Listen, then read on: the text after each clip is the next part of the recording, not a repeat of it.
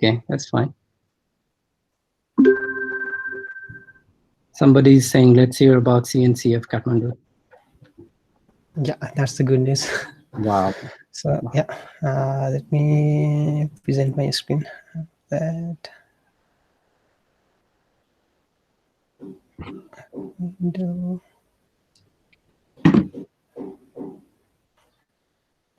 Okay. Yeah, things are happening so fast in the DevOps Kathmandu, right? So actually, we are having Cresley High Tower for the next session, like next week. Yeah, sure. Just ping me when my screen is visible. Yeah, it's on. Okay. So welcome to this meetup, everybody. So glad that all of the people joined so fast. Last time we were waiting for like 5 minutes and waiting for people. It is so fast. Okay, thank you, and thank you, Kaji for accepting our request and for sharing your experience and all those things. So the big announcement is, I think some of we already know that we got a CNCF chapter in Kathmandu. And the first meetup is gonna be like more interesting with Kelsey Hightower. So yeah, and it will be happening in Sunday, next Sunday at 9 p.m. We did a quick poll. Let me share the screen. That was also a good one, but the time with where we belongs and where we are is like kind of not suited for the maximum poll. So most of the poll was for like 8 p.m. to 9:30 p.m.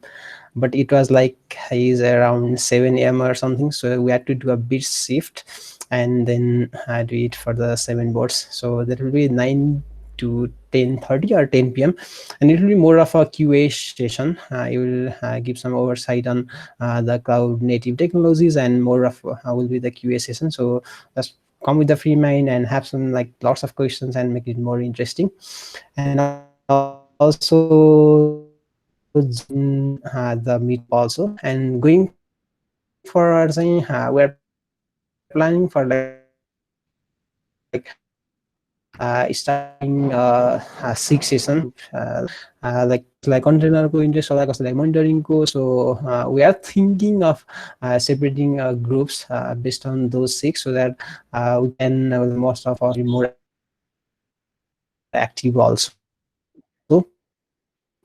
So that's under the plan. So we'll have more in this week, maybe a meet of this week. So I will send some mails also the groups who have the CNCF. So yeah, this is gonna be like, let's keep the energy, let's learn with Kaji Dai. So yeah, all is yours. So let me stop my presentation. Oh, I thought it was me. It could be Raju. Okay. Okay. Okay. How do I share? Yeah. Sorry, guys, I'm not used to Google Meet, and I'm finding it hard to share. How do I share this? It's at the right corner, I guess. Present now. Yes. Okay. Sorry, that was embarrassing. No, it's okay. These tools are.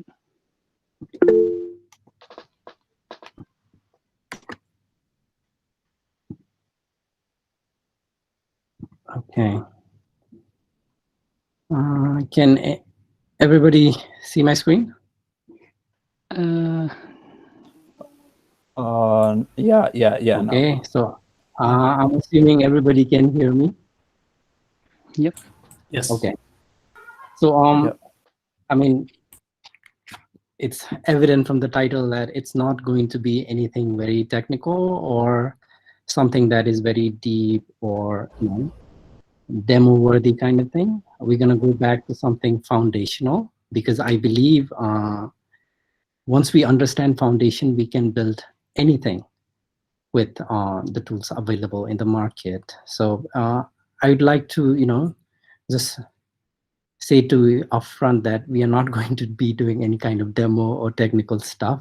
So it's just like looking at ourselves in the mirror, because by judging the members of this team, I don't think anybody needs an introduction to DevOps, but how they got introduced to DevOps could be a different journey in itself. So I just wanted to go back to the foundation. It's like, science, the foundation of science is observation. So without observation, nothing could be done. It's like Newton observing an apple falling from the tree. Yeah, there could be microscopes, there could be telescopes, all those things. But without those basic foundation of observation, no scientist can discover anything. So my intention of this is giving you guys some sort of a thinking tool to base your DevOps journey wherever you are and however you entered. The DevOps has different names, like for example, right now in the market, we are more used to terms like reliability engineering.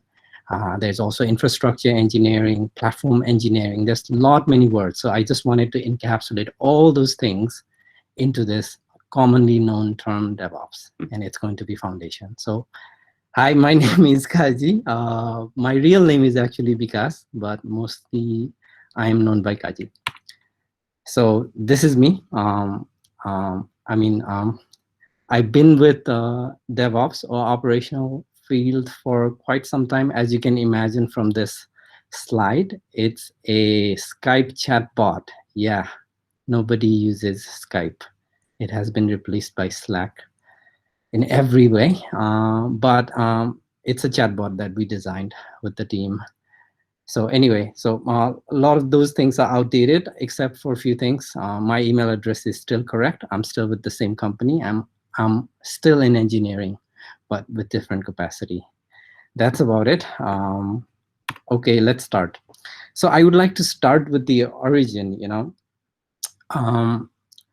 I see some people I know in this team and some people I don't know and would like to know. So I would like to keep this more of an exchange, more of a dialogue. So I try to design this talk based on a story where we could build how it became what it became, basically. So I wanted to start with why and how we came to this position. So currently, if you don't know me personally, I currently reside in UK with the same company, Cloud Factory. And this place rains a lot, actually. So when it rains a lot, you tend to see lots of rainbows. Consider that as a business idea. So you saw a rainbow and you just thought about, wow, let's build a business to make rainbows. Okay, my company is going to be a rainbow maker, something like that. And you start with a foundational team, 2-3 of your friends, and you put out your software probably in the cloud, and it's a nice software, everybody loves it, and it's all dandy, all happy moments until you start growing. Yeah, those two pillars are supposed to be load balancers. So you start supporting your software with a lot of those things.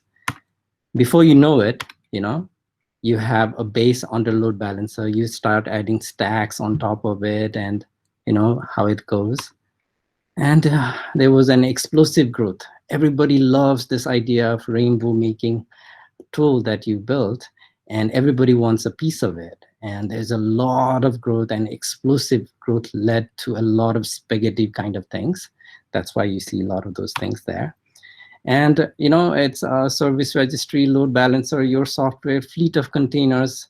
I mean, I'm using containers, but it could be anything. Fleet of VMs, fleet of orchestrators, whatever. But it's going to be the same story, but with different taste. And ultimately, at some point, you're going to realize, oh man, it's getting hot in here. Oof. There's a lot of things we need to take care of in addition to our own business, like container management, availability, security, compliance, upgrades, patches, and lots of those things comes into play. And before you know it, it's like burning hot in here. So I just wanted to a quick story on how things came to be. So if we dissect the situation, there are two distinct areas when it comes to a internet company. Internet company could be anything, a service company, product company, SaaS company, but whatever it is at the moment in this world, it is mostly IT enabled. So your software does not stay in isolation. It has many more components in addition to your software. So just for the, the simplification, I'm dividing these into two factions mostly. So your software, and that software is being supported by a very big infrastructure.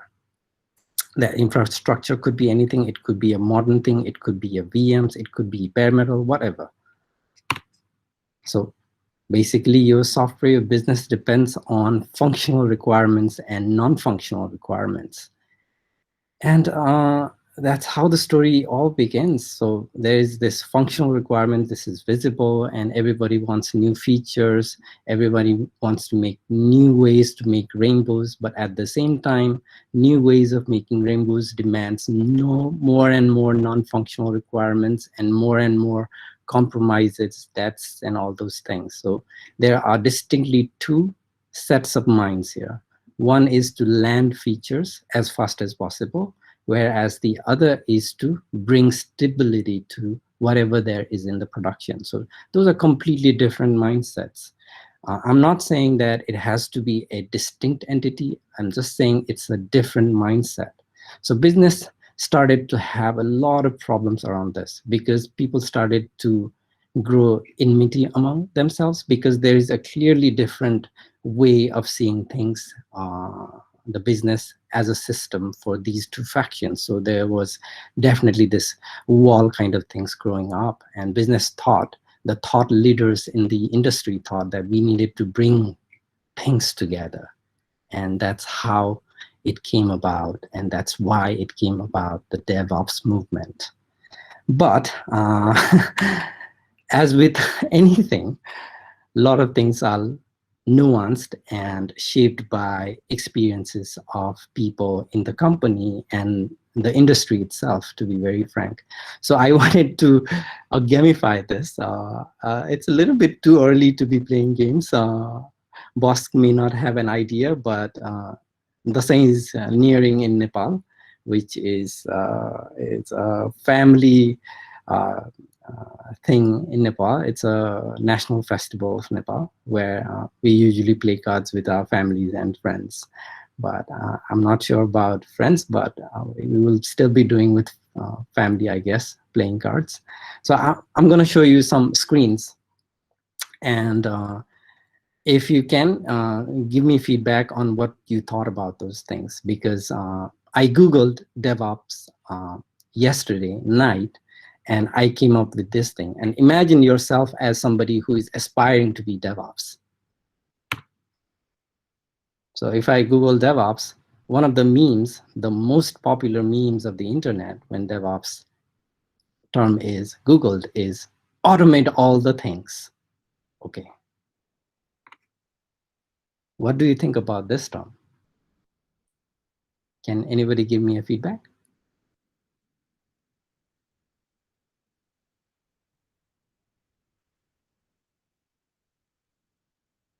Milan?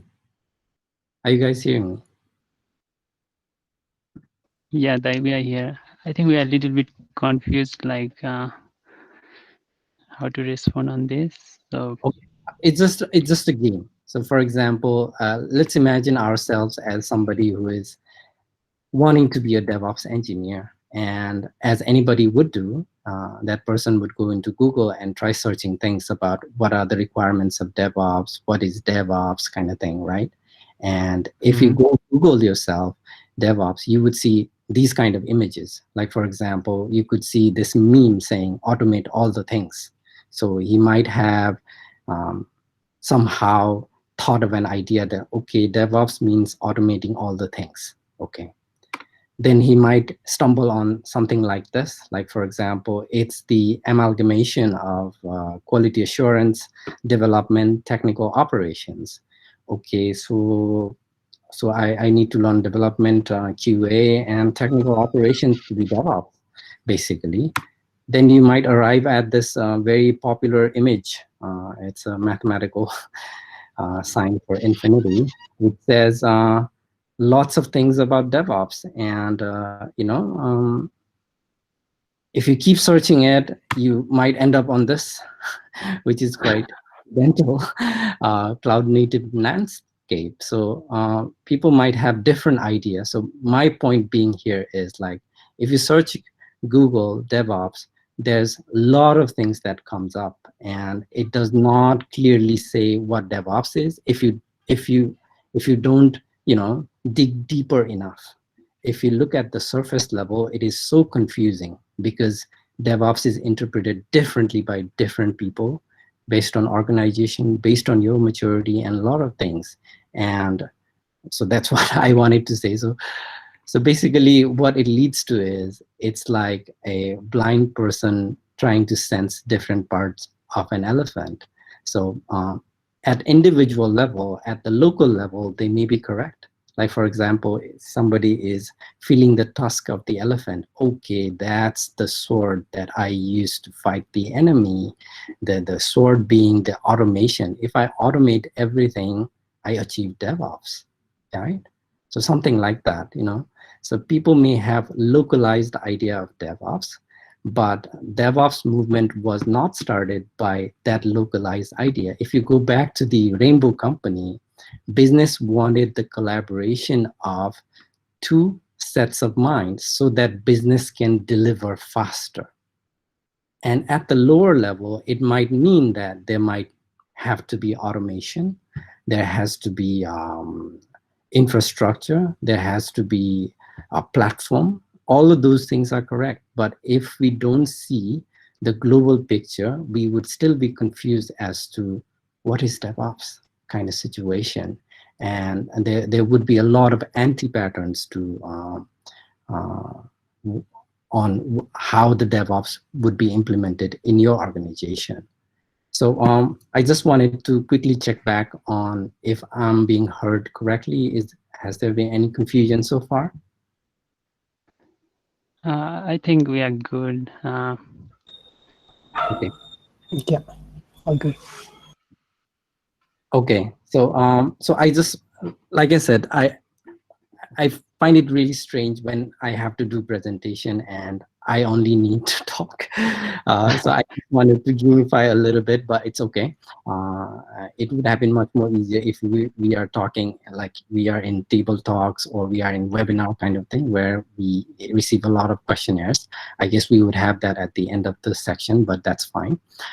So I just wanted to build, like I said in the first slide, I want everybody to take away something out of this presentation. That is a mindset, a mind tool to think of DevOps in such a way that wherever you are, whenever you are, you can think and apply DevOps in accordance to your ability and where you are in your team and in your organization. So that's why I wanted to build a narrative of DevOps from 3 perspectives. There are more than 3 perspectives, but I wanted to build from 3 perspectives.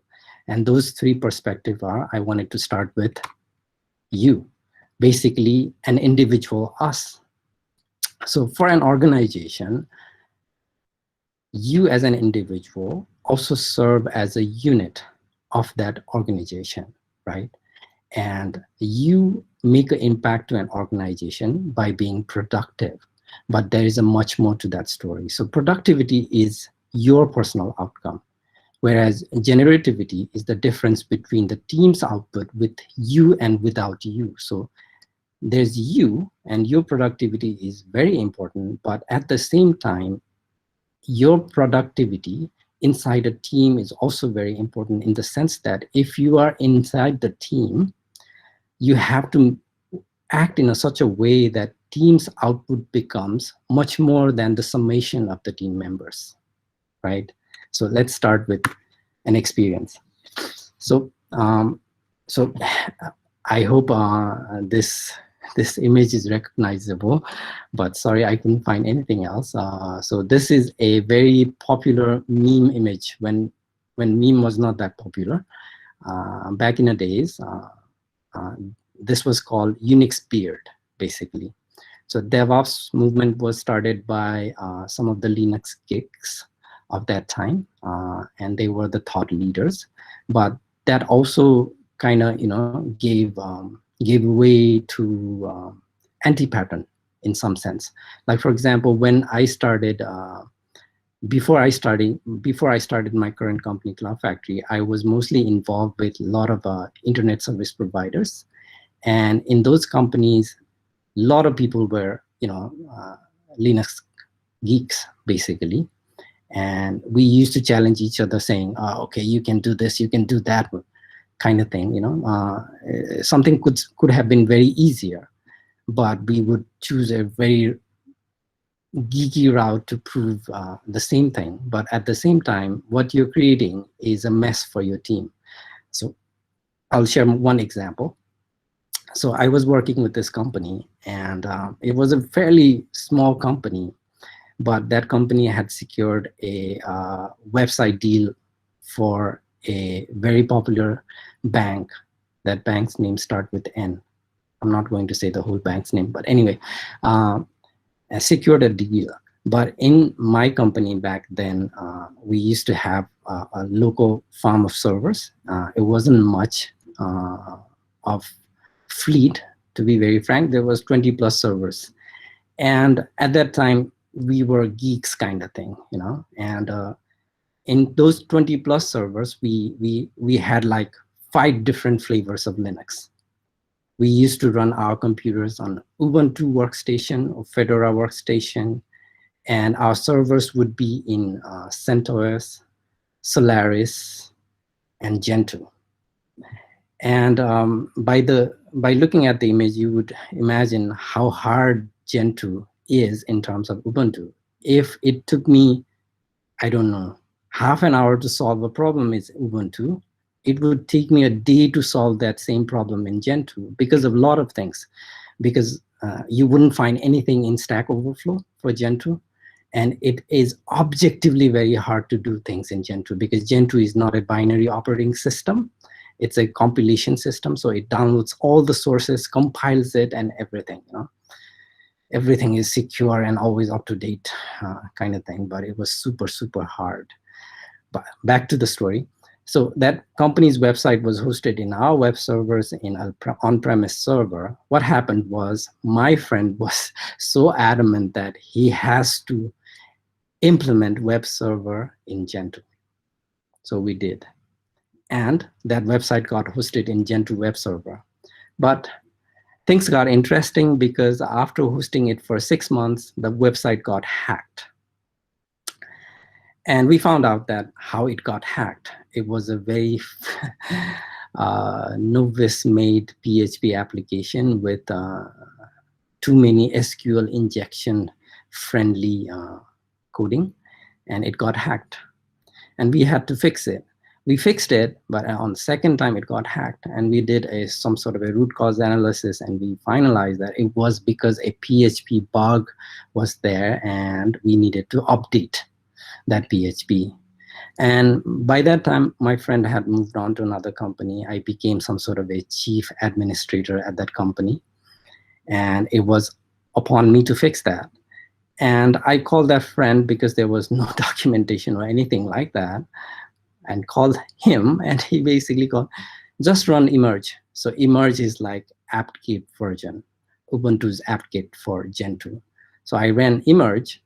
It took 5-6 hours to emerge, because it downloads all the source codes and everything, kernel and everything. But the bad thing is, the outcome was the server did not boot up, basically, and it took me 3 days to recover all the files and up that website for that bank. It was an embarrassment. So I just wanted to draw. So you could be geeks in many ways, but if it's at the cost of business availability and your team's detriment, it's not going to be good. It's always not good. So you always have to think not for yourself only. You have to think in terms of team and think in terms of future. so that when you come back to it, you can do it again. It's like writing code not for yourself, but your future self or your friends, kind of thing. So you always have to balance between geekdom and productivity. And again, at the same moment, if you draw the parallel lines between how things are moving forward, the industry is moving more and more towards bare metals versus virtual machines versus containers versus functions at this moment. Why it is moving towards that is because it is more and more going towards business focus and more agile towards business outcome. So definitely, inversely, in the sense we would have less and less control of our stack implementation and as such. So we need to move away from those low-level kind of geekdom to provide business outcome as fast as possible, because DevOps came together because to provide business outcome as fast as possible in the first place. So we need to remind ourselves that. So, and another term that that the market is currently reeling with is basically different shapes of engineering. So basically everybody starts with I-shaped. So I-shaped is a specialist. Like, for example, I started with specialization on Linux. I knew a lot of things about Linux, but that specialization took me somewhere. But it would be foolish to think that one specialization could sustain your career. You would change a lot of careers and a lot of things. And as you move from I to T-shaped engineers, to pie-shaped engineers, comb-shaped engineer, you're basically making yourself more and more useful for the organization and your team members. So basically you will be generating, as you go from left to right, more generativity to the team and more potential for the organization. Whereas depth of knowledge keeps you interested and more useful to others. So think of it like way. So you will start from I to T, then your goal, your aspiration has to be moved to the right and more towards becoming comb-shaped engineer. So that's the U part. So I briefly touched on how you connect to the team. So I wanted to now go to a second dimension, second angle to DevOps, that is team. So team is very interesting. So I'm quoting a very computer scientist, Conway. So he quoted in 70s, I think 80s or 70s, that organization which design systems are constrained to produce designs which are replicas of communication structures of these organizations. So basically, if you think of front-end, back-end database engineers, UI, UX kind of business process to produce your business outcome, your department would shape on that. So you would have front-end engineers, you would have back-end engineers, you would have DBAs, you have UI, UX. So basically, it copies organizational structure, copies business processes within your organization eventually. But coming back to the story of rainbows, there are different mindsets involved in delivering anything in terms of business output. And our goal is to maximize the business outcome. Business outcome could be anything. It could be your product, it could be a feature, it could be a service, whatever that it is. So we have to maximize that. So yes, there is a tendency that we might go into that form where we try to replicate what the business processes are in terms of our team structure, but we have to be conscious on not to do that. So these are the patterns. The image that you see on the screens is the patterns of collaboration between devs and ops, basically, how DevOps happens. So our problem was there were two factions or set of minds trying to work together to deliver business outcome. And that's the business problem. Think of it as a business problem.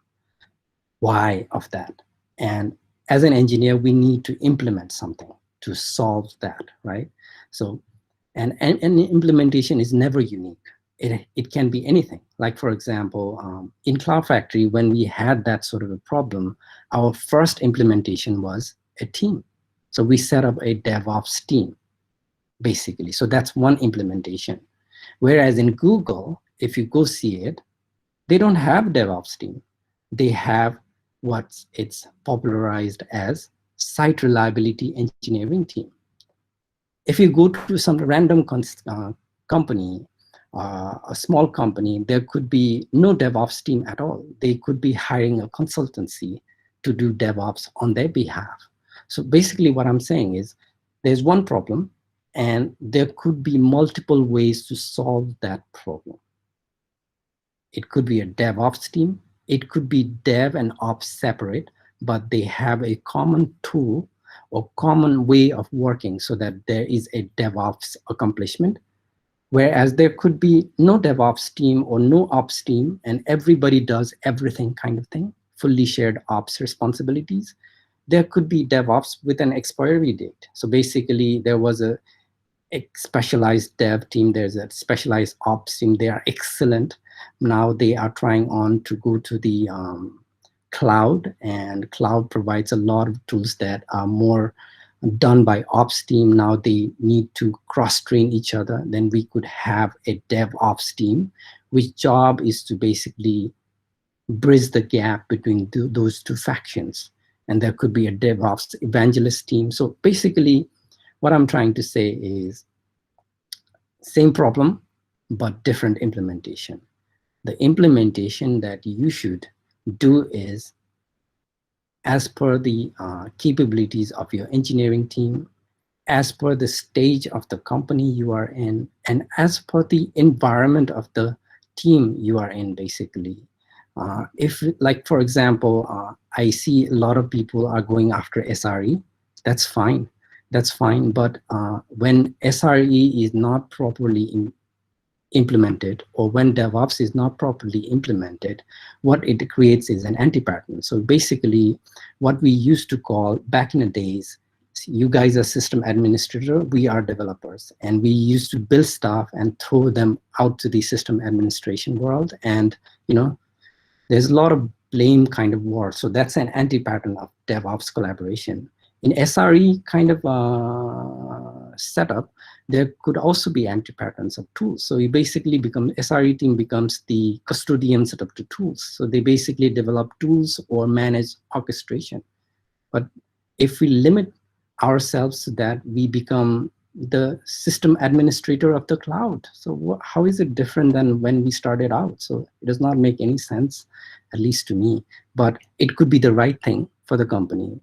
It's like you are driven by the stream or you are there deliberately. That's the difference I want you guys to notice or shape ourselves into. Like for example, the patterns and the very image, and it's a pattern, like I shared, DevOps, shared ops, temp DevOps team, DevOps evangelist, container-driven team, SRE team. I haven't mentioned other specialized team, like for example, DevOps consultancy. So basically, that could be it. And every pattern has an anti-pattern. So we need to be aware of it. I'm not judging, again. So the anti-pattern could be the right approach for your company, but I'm just saying you need to be deliberate about that. Otherwise, we basically become an administrator of the cloud. So now on to a final part, the organization. So I started with the you, oneself, then the team you are in. Now the teams and all make up the organization. So I'm quoting a very famous quote from Bill Gates, who basically said that back in the 70s, the information technology used to be a different kind of business, and there's a traditional business. But after the turn of the century, it basically became, every company became information technology enabled company. There is no company as such where information technology did not, provided value or invaded yet. Those companies are dinosaurs and they have run out of business basically. But if you imagine your company to be your organization to be a giant computer. There are lots of processes running concurrently, simultaneously. So as you become bigger, you have to think of those things. So it is not always you, or the priority is not always engineering. The priority is not always your project. And you have to consciously think about a lot of teams coming together and interdependencies that we might have. Otherwise, it becomes a mess to manage all those things. Although at the same time, all the individuals and teams could be well-meaning in the projects they are doing. It's just that if you don't manage priority in a right sense, it becomes really hard once you are at a certain age, certain state of the company, basically. So basically, your organization becomes super overloaded. This is the stats I took basically this morning. So Cloud Factory has been up for 4,266 days. That's 11 years, I think, a little more than 11 years, and 404 employees as of today. But I just wanted to point out that this is the story to every organization at certain stage. If we don't manage our priorities and different things, basically we always are overburdened. And partly because of the COVID and all, I think everybody's overburdened in some sense. So I wanted to think in the sense that you and I, as an individual, we may be well aware about DevOps movement and we have a clear idea about how to implement it in the team. But you always need to get a buy-in from an organization. You always need to get a sponsorship from organization. Otherwise, it's really hard to do.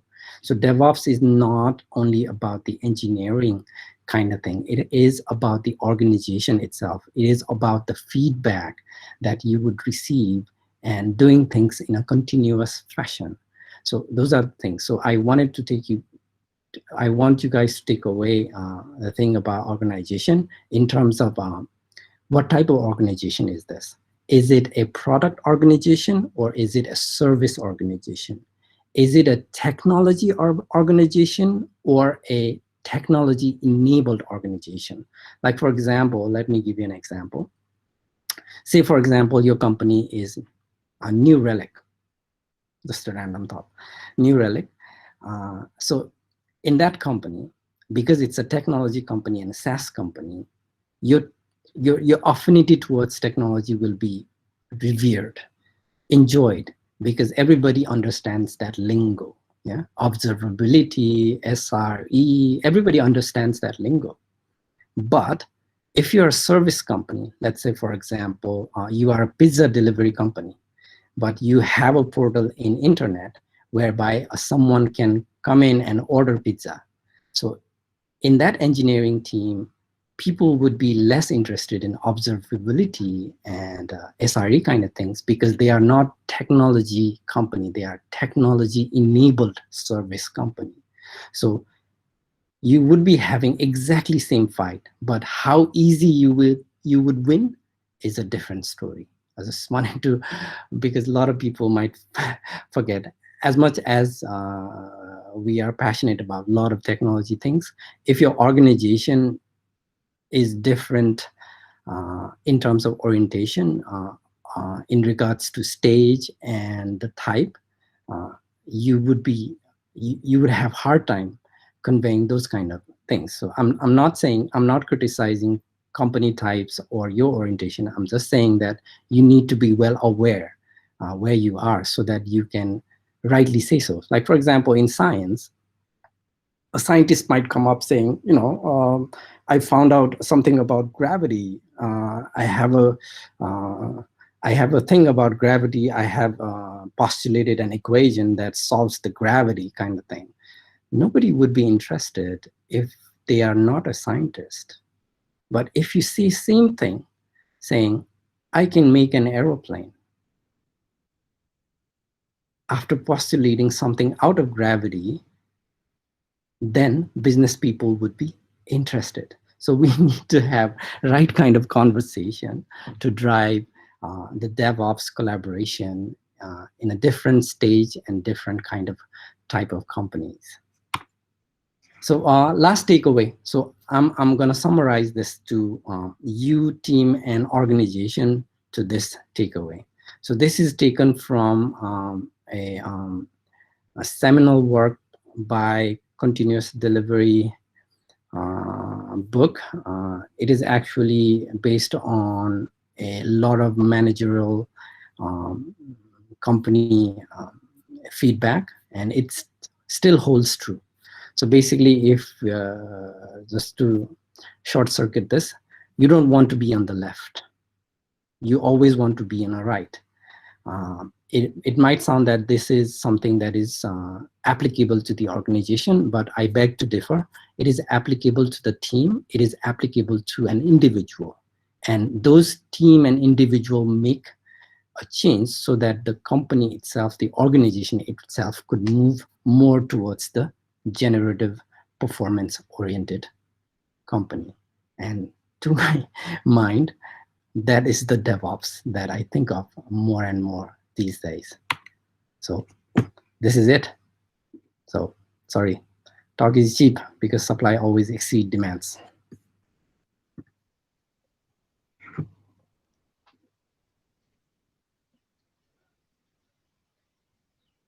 I'm done, guys. Yeah. Yeah, and this is very, very like informative. I lost the connection in the mid, but yeah, like always, your slides are so much like informative. There's so much to take in. Even I learned so many stuffs right at the moment. Like you mentioned so many topics. Yeah, I think we should open the floor now, or we can take the question first. So I'll share my screen, and yeah, we'll take the question and move on with the open session. I'll stop the presentation, right, Milan? Yeah, I think I can also share at the same time. Okay. Dual share. Yeah. That's something new. In Zoom, it's not possible, I don't think. They provide that in paid version in Zoom. Oh, okay. Yeah.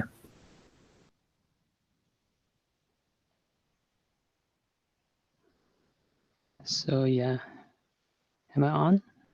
Yes, I can see your screen. This is the Google Doc we maintain for every talk.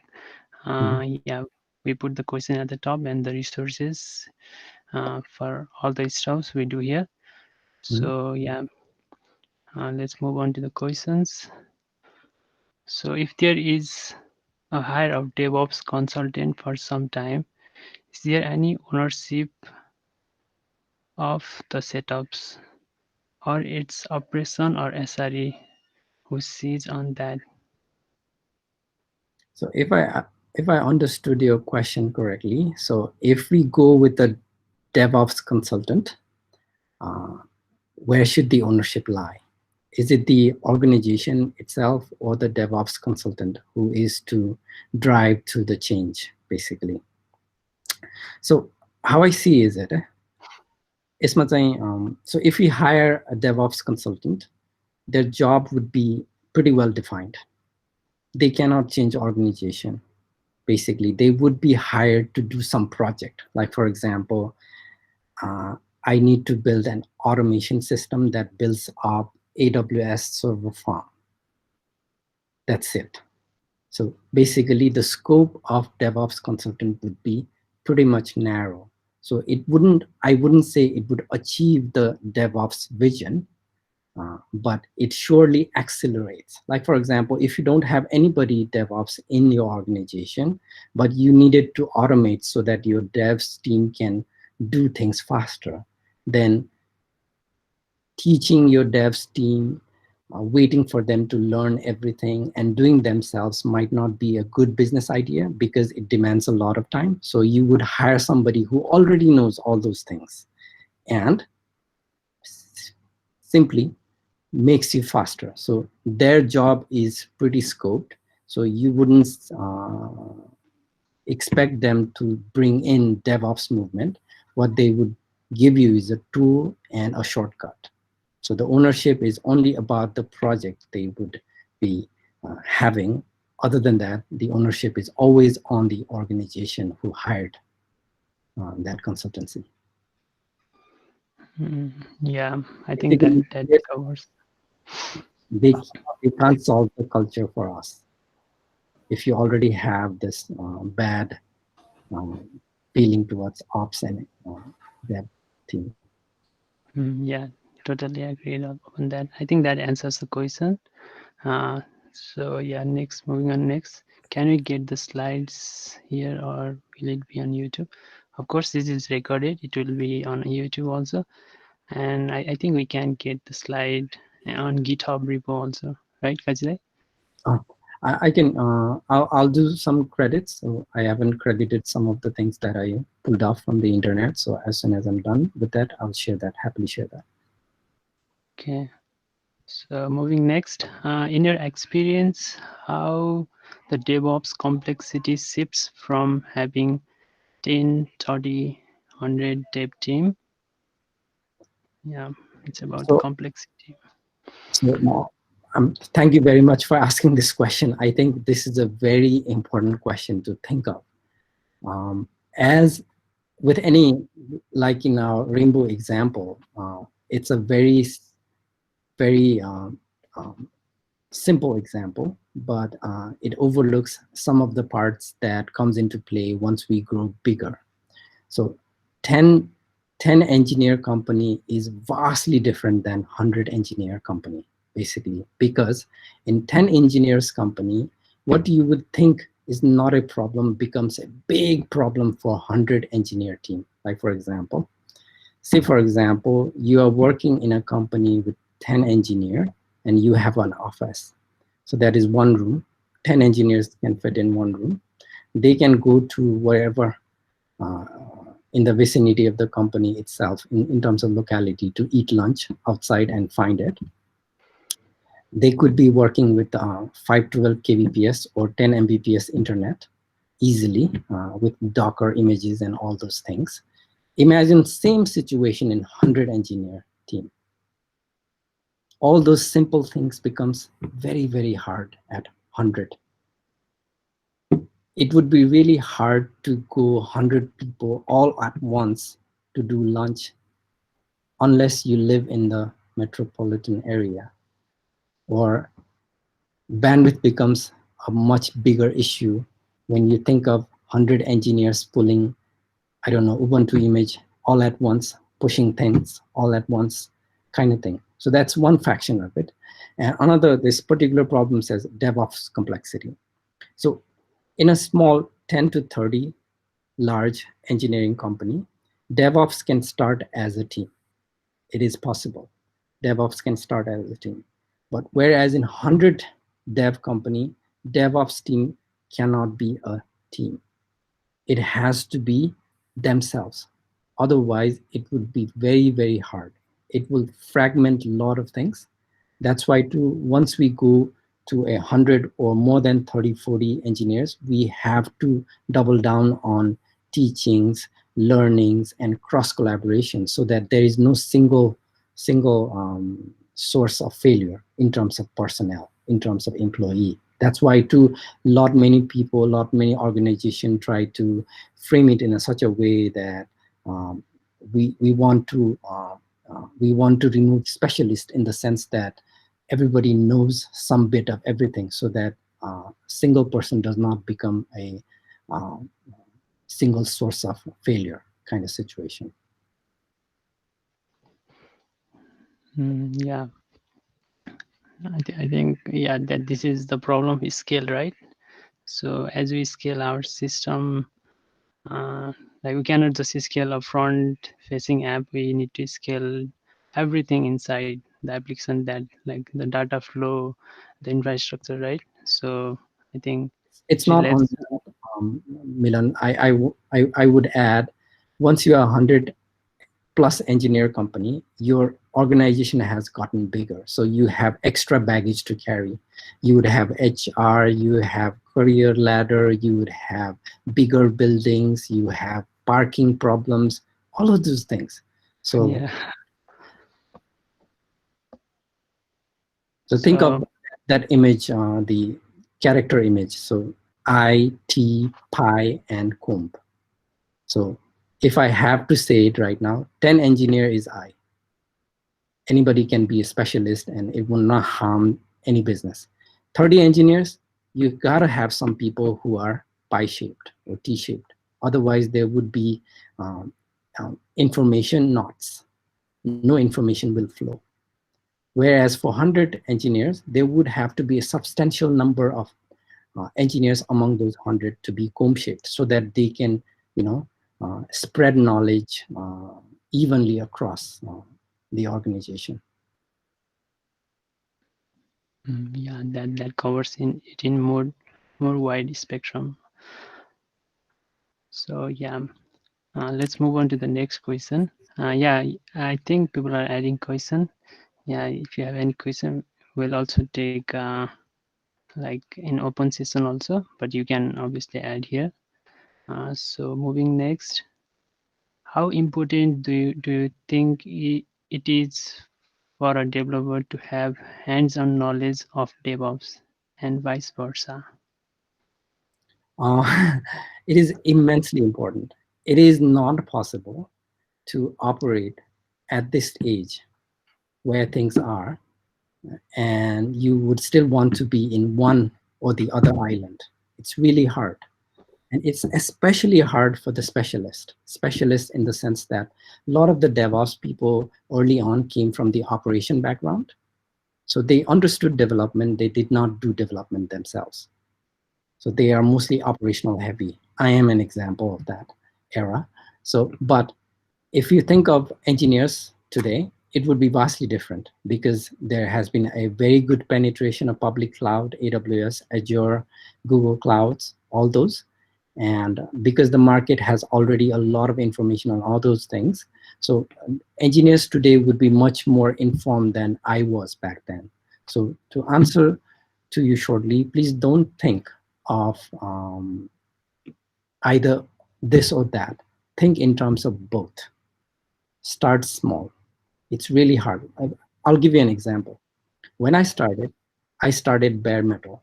So there was a server to manage. As soon as there's server, there needs to be an administration because you need to upgrade OSs, upgrade operating system packages and everything. So there needs to be a person that has that knowledge and can do that for you. Fast forward this day now, you had AWS, Azure, whatever cloud.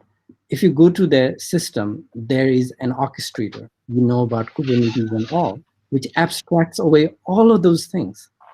And the public cloud absorbs it. So if you're thinking you are only going to do it administration of Linux, your job is already eaten by AWS.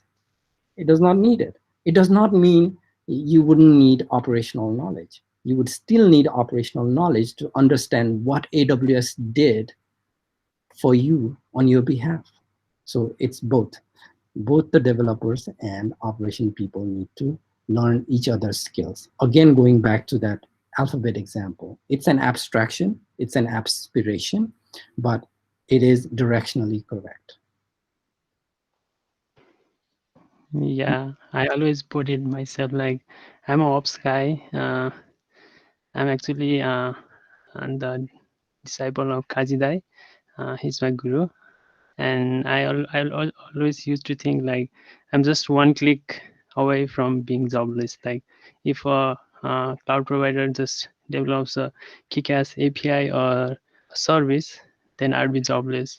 So that's my personal like me side of thinking.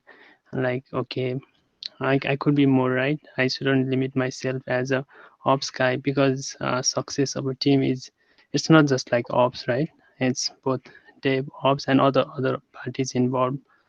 So I think it's more of like you should be a full stack and be a good contributor.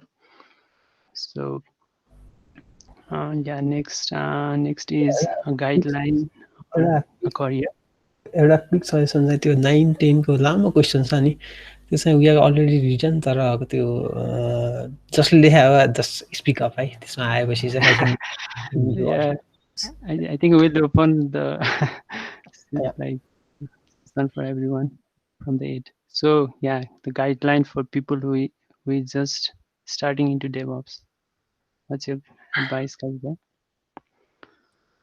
My advice would be to learn something about Linux, to learn at this moment about containers and orchestrator in some sense, and at least one programming language, I would say. I do have a slide deck on it, actually. What should be a roadmap of operationally focused developer in this century, kind of thing. I think you could find those kind of things in GitHub as well. So basically, I would assume you need to have a operational knowledge, any distro, Linux being preferable one, and orchestrator. Orchestrator being, right now the market prefers Kubernetes, that's fine, and one programming language. Then that would make you a solid engineer for the future, in my mind. Yeah, okay. So and next is like how old school system admin fit in today's DevOps era, or is it just another acronym for them? I think it's covered, part of it is covered. Yeah, Kajite. Yeah, it pretty much covered by, I think, question number 1 or 4, I think, in some sense. I mean, for every era, there is the system admin, in the sense system admin is used here in this question. In my era, system administration was top-notch job, basically. Nobody wanted to do system administration at that point because everybody assumed that it is so hard. Back then, when I used to talk with developers, and we would sit around and they would do PHP stuff and come around saying, we need to deploy it. And as soon as I mentioned DNS, they would freak out. Oh no, I don't want to do this to DNS. It's not like this right now. It is, the information is so affluent in the internet and everybody is on the right foot. So it's easier in the sense if you look out for things. So what I'm saying is, I'm using this system admin in the sense that it is still relevant in today's operation world. Like I mentioned in my slide, you could be doing DevOps, but in effect, you could be doing system admin of the cloud if you're not doing it right way, so anti-pattern. So I wouldn't think, I don't think old school system admin does not fit into DevOps. It just, you just need to find the right path to learn certain things and then go ahead with it. It's up to you to define that journey, but it won't happen overnight, that's for sure. So, okay, yeah. So and the next question is, I think I saw Raju typing it, but it covers a broad spectrum of audience. Like, can we really achieve DevOps culture these days without containers? Definitely. It's, I mean, look, when I was in a company, the South African company, many years ago, it's a web hosting company, and they used to do business with Hetzner. If you look up Hetzner, it's a very big company back then. They used to sell root servers, and they are still operational, actually. They are still operational, doing good business. So there are so many customers that would still do business without containers. So containers could be a bleeding edge thing, but it does not fit into the profiles of many enterprise businesses right now. And so many thought leaders and public cloud providers have made it in such a way that it becomes palatable for those companies as well. Like, for example, in healthcare system, in finance system, where there is a lot of regulations and compliance to be met, containers usually don't fit in, actually. There's a lot of scrutiny around it. So just to answer quickly, there is DevOps culture without containers as well, in my mind. You could be doing VMs, but still doing DevOps. It's totally fine. It depends on the type of the company you are in and their appetite for new things, basically. Yeah, totally agreed upon that. So yeah, the next question is interesting one. Most of the DevOps tools are open source. Have you contributed to any? What are some favorite handy tools to use? Okay. Some of the tools that I think I contributed to the GitHub bot. I forgot the name. The Slack bot is based on that.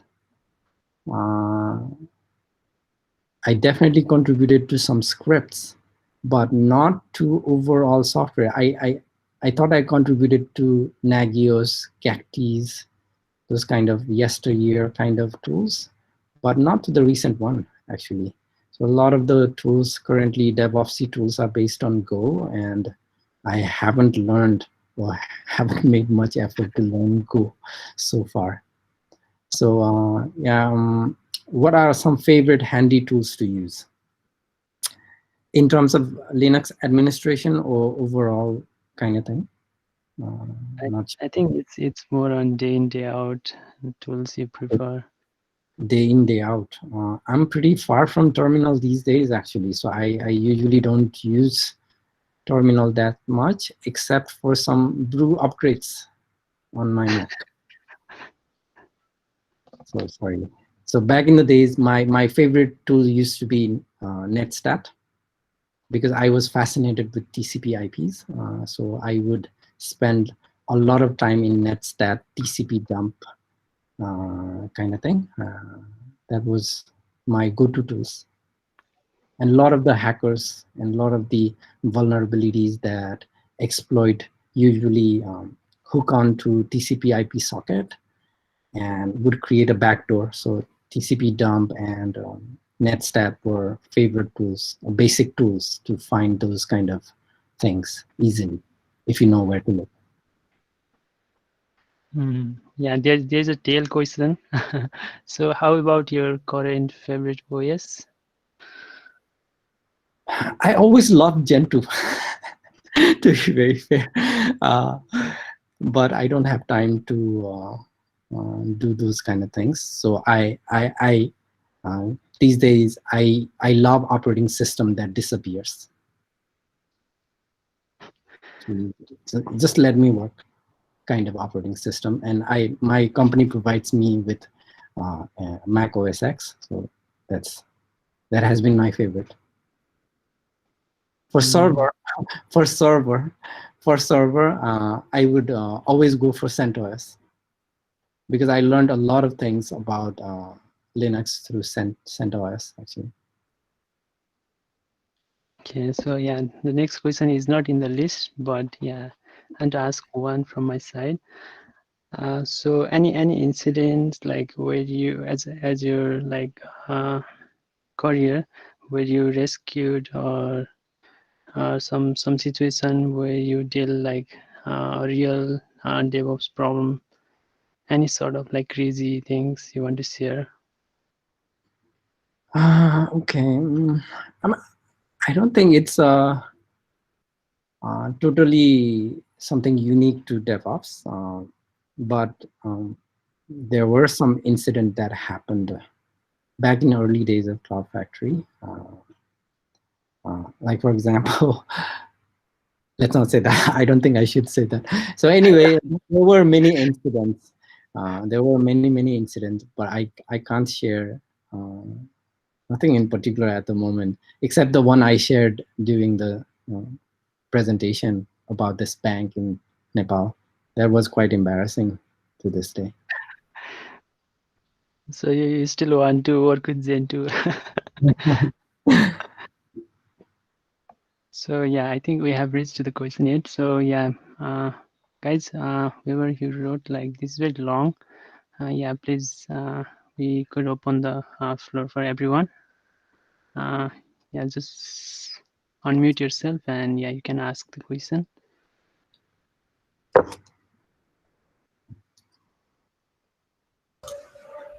Mirandai, Yeah, yeah. are we on question number 9? Yep, yep. Okay, so it's Yeah. pretty clear, I think. So usually while like pitching the non-functional requirements like automation or some security fixes or infrastructure changes, we often sometimes we fail to convey the real intent or the value to our stakeholders. So what do you think would be the best way to pitch such kind of changes, and so maybe the real business value, or in some cases we they might just increase developer productivity or things like that? Mainly I'm talking about non-functional requirements. Yeah. Thank you, Nirdos. I kind of, because we share the same company, so I know the struggle. But I just wanted you to speak up anyway, because for the benefit of the crowd here. So definitely, like in the slide, for any successful internet-based company or internet-enabled service company, there are distinctly two factions. One is functional requirement, one is non-functional requirement. I mean, functional requirement is like it's like mermaid. If you imagine mermaid, functional requirement is the face of the mermaid. You know, it's all pretty and all those things. And there is non-functional requirement, which is the half fish body of the mermaid. So there's a lot of things that actually makes the mermaid. And there's always this tension between how to convey non-functional requirement to the business, where functional requirement is mostly shared. So I just want to go back to how things work a little bit to give a context. Like, so if we talk about DevOps and how it initiated, it's with that need, because this question is basically back in 2008, 2009, they were suffering. You know, operational people are not getting attention. Operational people are not getting respect, and vice versa for the developer as well when it came to delivering software. So that friction created this problem where business output became greatly hindered. And business people thought, the thought leaders thought, we need to bring in collaboration between DevOps, Dev and Ops. So form a DevOps movement, cultural shift, and all those kind of things. But till this day, same struggle, but different scenario is happening right now. And not all struggles, like technical debt, is a bad thing. It is actually a good thing, because we get to understand each other a little bit. But if we think of this problem from the lens of delivery, let's think of a product company versus a non-product technical company. In a product company, I'll dumb it down again. Let's think of a feature and load balancer update. So feature, if I simplify it to the minimum, you would have a feature, then you would assign a developer. There would be a sprint or whatever, and you design it, you implement it, you deploy it, and party time. Done. That's how feature works. Whereas in infrastructure, you would have step number 1, make something great. Like, for example, add a load balancer. Step number 2, enhance load balancer. Step number 3, apply policy to load balancer so that it is more secure. Like, for example, TLS 1.1 to 1.2. And should we celebrate? I don't know. We just made things a little bit more secure, but it does not mean it's finished. So what I'm trying to draw is, in a feature kind of product-led development of DevOps, a lot of things are clear-cut. So if you have a button again, I'm trying to simplify things. Usually these things are very, very nuanced. For the sake of presentation, I'm just simplifying things. Let's say the feature is button. You gotta make the button blue. So we take that button job, we make it blue, and we deploy it and party, because it's so clear cut, you know. That's the requirement. Here's the delivery, done. Whereas in infrastructure, it is continuous. It's never finished, because you're dependent on a lot of things. Like, for example, right now, a lot of people will be dependent on AWS or Azure or Google Cloud, because now you have your own vendor for a lot of the infrastructure. So they will push down a lot of things on you, which means load balancer job will not be done. So today you did a policy change and you updated to TLS 1.2, 1.2. 6 months later, 1 year later, there would be TLS version 3. You'll have to update again, right? So it's continuous. So that's why there's different way of thinking things.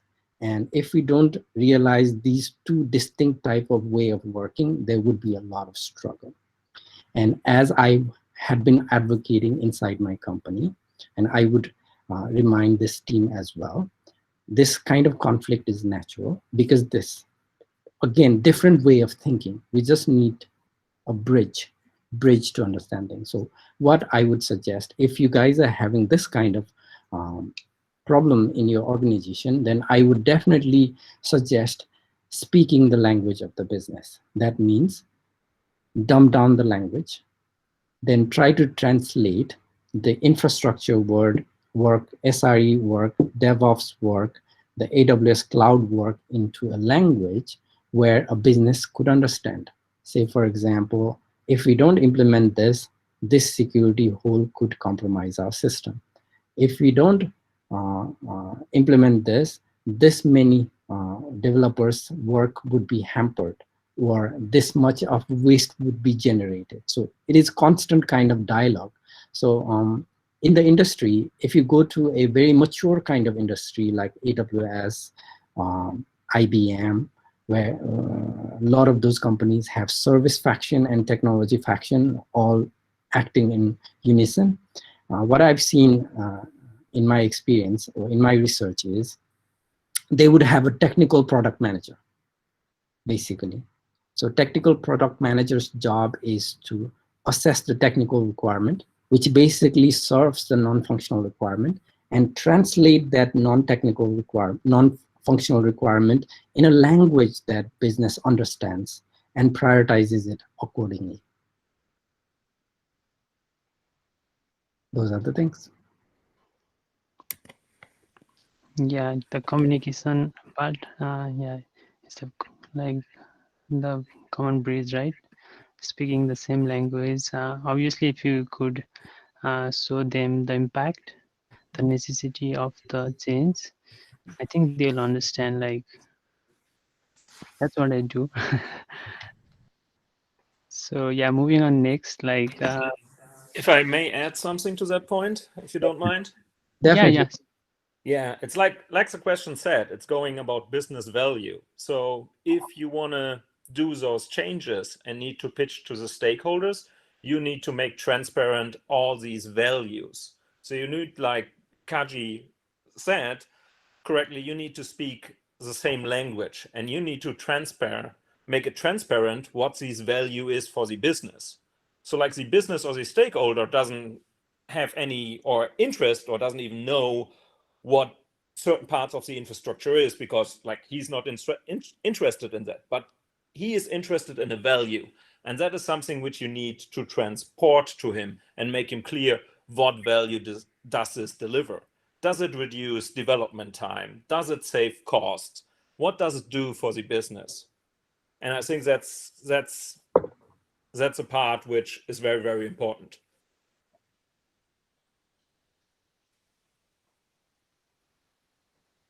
Yep. Hope that makes sense. Yeah, it's ultimately the business, right, that matters. So yes, yep. Shift of mind is needed. So yeah, Next question is also a lengthy one. Please speak up. Unmute yourself, please. Yeah, hi. So the question 10x asked by me, and I think like from also the question number 9, we have come to like some kind of gist that I also wanted to get from the question number 10. But what I'm trying to say here is it's like whenever a startup company deals with the team, deals with the tools they provide, and deals with the resource they have available right at that time, because like whenever a startup company try to build something, what they try to find is like what is cheaper and what is the best available resources they could have at the time. So what they choose is like the uh, medium level performance working tools and everything they will implement, right? So whenever the demand grows, they need to change those tools. And even in the perspective of DevOps, they need to upgrade lots of tools to monitor whole other resources that they have implemented. And also the things like even the the application coding language they might need to change, because like let's say like if the PHP is the programming language they have used right now for some application purpose, and later might need to go to the even core level tools that closely work with the system level, right? So my point is like what would be the best initiation from the DevOps perspective they could take to really move on with the demand they require to maintain the system they have implemented from the startup situation? It's a very good question, Diwakar. Let me rephrase that. So what I heard is a lot about the technical debt. Is that a good appropriation of this big question, Diwakar? Yeah, So, sure. yeah. So for example, there was a question about how the organizational team moves from 10, 30 to 100 engineers, right? So basically, you can think this equation in terms of this topic, technical debt, in terms of organizations, stage, and numbers as well. Like I mentioned in the presentation, not every technical debt is a problem. It's like buying a house. In Nepal, buying a motorbike or car. A lot of people buy those things out of debt, and it's a good debt to have because it keeps you moving ahead. But what you can't forget is you have a debt. That's the only requirement. Otherwise, you would be fine. And another part, anti-part of this problem that I see is many startup companies, they are startup by nature. They are trying to find their business mission, vision, execution, product market fit, whatever term you use. They are still figuring out. So at those moments, they won't be able to take big decisions. What they would be able to take is next steps. And as they accumulate next steps, they reach a milestone. So that's the progressions, and it's natural to acquire debts. And those debts are not necessarily a problem, but somebody or group of team or seniors have to be accountable that there is a debt and you need to repay it. Otherwise, like in your house scenario, your car scenario, your motorbike scenario, your bank will come and claim your dharauti, basically. So another anti-pattern that I wanted to point out is just because Facebook does it or I don't know, Google does it, does not mean it applies well to us. So I don't know, some big company might be doing Terraform or CloudFormation to do server management or fleet management, but you could be doing same thing with Bash at your stage. And it's not a wrong decision in my mind. Really, it's not a wrong decision. What's wrong is putting business resources uh, for your learning purposes when those things actually are critical for a business itself. Like, for example, I've met few peoples, talked with few peoples. I would go to them and what your business do?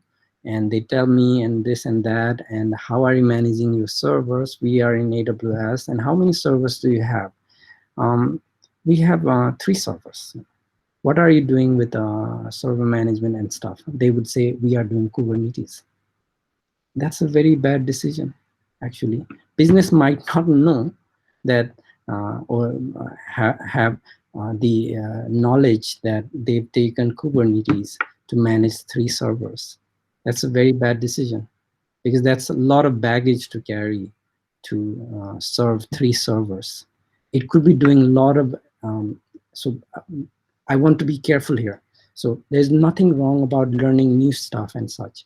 But when it comes to a business value, when you are trying to figure out, you cannot put a lot of weight on it so that when we fail, we cannot get up kind of situation. In startup mode, many times we fall down and we need to get up. So we shouldn't be doing experimentation in such a level that once you fall down, you can't get up at all. Did I answer your question, Diwakar? Yeah, thank you.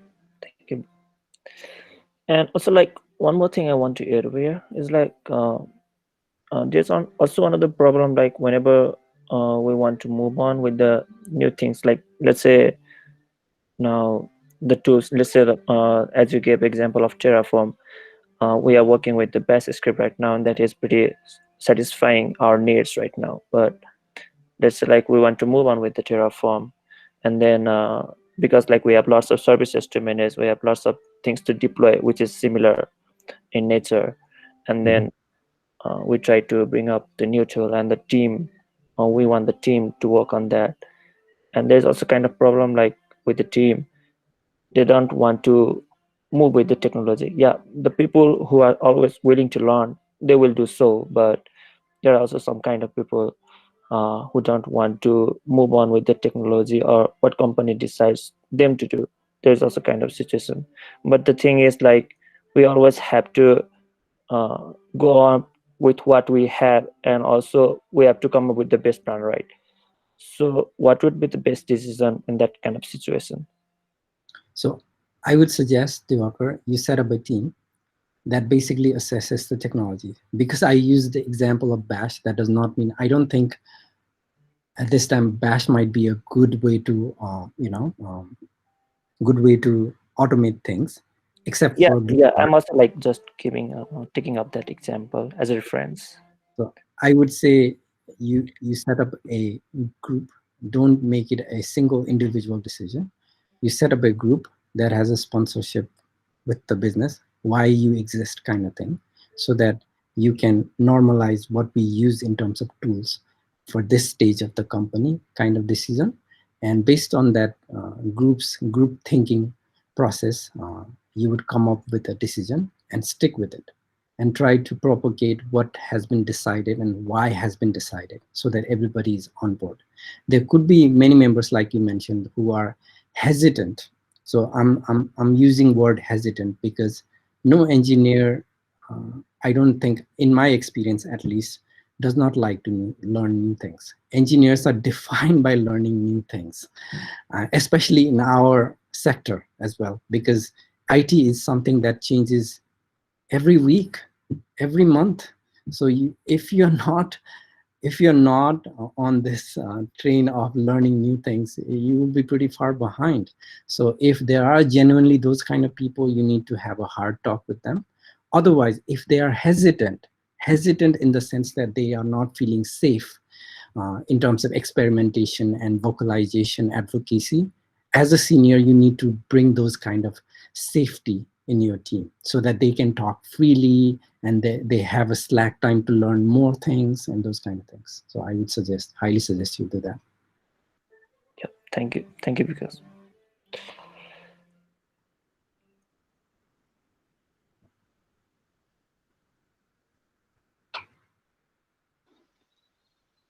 Oh, I thought we are only up to the 10, but as I scroll, I saw more questions. Yeah, we are nearly like running out of time. So yeah, we can take few more questions, and we also have the announcement, Raju. Like previously, your audio was chopped up. So yeah, let's take the question quick. Infrastructure as a code and its importance in this era of cloud computing. What are your thoughts? I mean, my thoughts, I mean, when there was VMs, you have a control, you have an access to those VMs. You need to manage those stuff. And you have similar tools to do things like Ansible, Puppet, Chef, SaltStack, and those kind of things. So yes, if you have lots of VMs, you need some sort of a automation with tools like Ansible, Puppet, Chef, your choice of tools, so that you have less time on those boring work, which can be easily automated. Infrastructure as code came in because we are moving more and more away from physical VMs to much more minor stuff like containers, functions, where we have no visibility of VM. It's there somewhere, but we have no visibility of VM, whereas they are completely abstracted by the public cloud providers. And to operate that public cloud providers, we are given API. And infrastructure as code is nothing but a player that plays those APIs and automates on your behalf. So it is very important if you are already in the cloud and you're managing containers, functions, different pieces of infrastructure, not just like, for example, many company might assume that just because we are in AWS, we are cloud enabled, or we are cloud native. Different kind of language might be there, but just because you are in cloud does not mean that you are cloud native. You're just leasing your computers in AWS until you start using AWS components like streaming, S3, databases as a service, all those products that AWS has produced, which basically serve as DevOps as a service, basically, in a nutshell. Then you have a lot of things to manage, which are hidden behind the APIs. And to automate those kind of things, you absolutely need infrastructure. So it depends on where you are. So if you have a bunch of VMs, bunch of stuff, you will be fine with Ansible and those kind of provisioning tools. But if you are beyond that, and if you have more than 4 distinct AWS public cloud or whatever have you components, you have to do it in infrastructure as code. Otherwise, it's so hard to manage risk. Because one of the things that I miss saying in non-functional requirement is, if you miss things, it means downtime, basically, in non-functional requirement. Whereas in functional requirement, it's not a big thing. It's a feedback, then we register a bug, and it gets fixed. Whereas non-functional requirement, you're either exploited, you're either down, there's a lot of cost, and those kind of things. So you need to be extra careful. And infrastructure as code for the scenario I stated is the best way to, review the infrastructure among teams. Yeah, so yeah, I think that covers it very well. So yeah, moving on next, like this is a very lengthy question. It's just for comment. I think the question is already covered, the first part. DevOps is a mindset, but the global market is generating anti-pattern and DevOps silence. I think we can cover the second part. What supporting cultures do we need to have within an organization to make sure DevOps itself won't be a silo? So I would definitely think in terms of skill set. So where are they? So how much the organization is investing on learning. I mean, learning from the sense of peer programming, mixing groups, and also providing formal training so that they upskill operation-oriented people and dev-oriented people together. Those are the only way, the basic steps that I would say. But in addition to those, I think, like I mentioned in the presentation, you and the team with DevOps mindset won't make a big stride unless you have a sponsorship in the organization. Sponsorship could be like, for me, my manager has to believe in me, in the things I do, so that I can do it in a full confident that the thing I'm doing is not in a waste. Somebody believes in me, so it moves me forward. So you need a sponsor. Otherwise, you would be in a very small area scope. And even if you changed a lot of things in those small area, it won't make it to the organization. So you need a sponsor. And that sponsor will have another sponsor, and that's how it moves. And it's a long process, to be very frank. It does not happen overnight. You need a constant watch on it.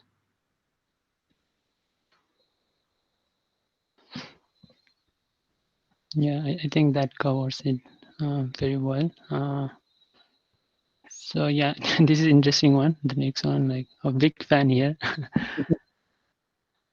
So yeah, maybe you can speak up. You could. Hello guys, Hello. this is Binay. Oh, Binay. wow. It was a very wonderful slide. Hearing from you from after so many days. So that last question is actually from my side. So DevOps guys are nowadays being referred by by different names, even DevOps or SRE or even like CME nowadays. So my question is like, why can't they simply be called DevOps as it is right now? Like since all of them are doing somehow similar jobs. So my thinking is we need to move away from the titles. Actually, we need to move away from those, because if we designate names, there would always be names. Yeah, it's like creating a market for it. If you keep doing it, market will keep producing it because you have a customer. So if we stop using it, then only if there is no demand, nobody will produce it, quite frankly. yeah. But if we are creating demand, there would be consumers as always. But it's a local fight, and it's a global fight. Like I gave example in the presentation, when I started, that's how the market was. That's how the demand was. People were definitely looking for system administrator with Linux skill, right? Whereas fast forward now, you wouldn't necessarily hear those kind of things in a modern company, because they know a lot of the Linux administration is built into public cloud. What you need is somebody who can think of a system and join those systems to produce business output. So you're getting what I mean, right, Binay? So it's the perpetrator is also us trying Yes. to find, okay, I learned few things, tools here and there. So my label is DevOps. So I should be looking for DevOps in other companies. That does not have to be true. So you need to think beyond DevOps. Think moving to the right on the alphabet characterization from I to comb. I shape to T shape to pi shape to comb shape. Those are aspirational. Even within operations, you could be doing those things, but you need to expand your knowledge and try to understand, if you don't directly do development, but also try to understand what they do, so that at least you can talk about it. Yeah. And that's the small step of the change for oneself. And in the team, you can incite those kind of conversation, and it propagates. And from one team to next team, slowly it begins in an organization. So that's how we see it, Binay. Yes.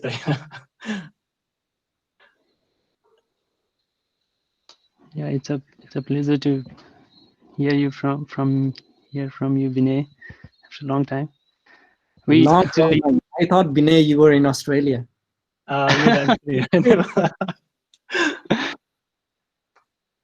Hello, Binay. Hello, Meetup. Kisa. Kisa. Oh my God. It's so wonderful to know voice सुनेर हो कति भइसक्यो थियो नसुनेको कतै हैन I was trying to tell like, Happy. तिमी दिने भनेर भने हैन, यहाँ I was seeing Yanib Sakyo भनेर.